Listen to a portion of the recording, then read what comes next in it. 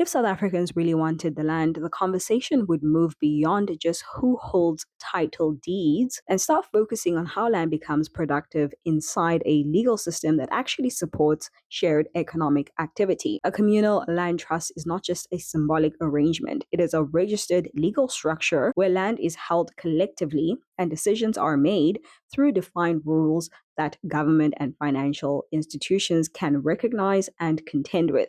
So, step one is formation, where a community is legally registered as a trust with clear membership and governance rules. Step two is structure, where trustees or elected representatives are assigned responsibility for land decisions like leasing, farming, or development agreements. Step three is recognition, where that trust is able to enter formal agreements with banks, investors, or state programs because it has legal standing. The ongoing rollout of municipal land release programs in parts of the Western Cape showed how structured entities were prioritized for partnerships because they could present documentation, governance rules, and accountability systems, while informal claims were often delayed. That difference is not about fairness in emotion, it is about administrative readiness and economic risk, and systems tend to reward whoever can provide stability on paper.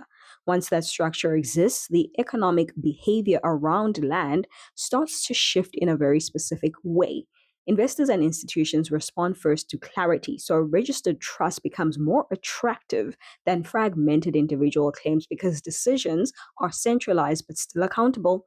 That allows communities to move into joint farming, leasing land, maybe to commercial operators, or build small scale infrastructure projects that generate income. The key detail here is that ownership does not disappear. It is preserved inside a collective legal shell, which means benefits are shared while control is still governed by rules agreed by all members.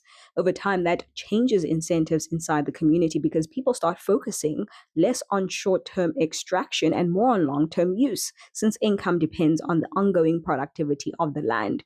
It also reduces friction with external partners because contracts are signed with a single legal entity rather than dozens of competing voices. In practice, this is what economic empowerment looks like when land reform is paired with structure rather than assumption. And it is why communal trusts are less about ideology and more about building a system that can actually hold investment and jobs and continuity in one place.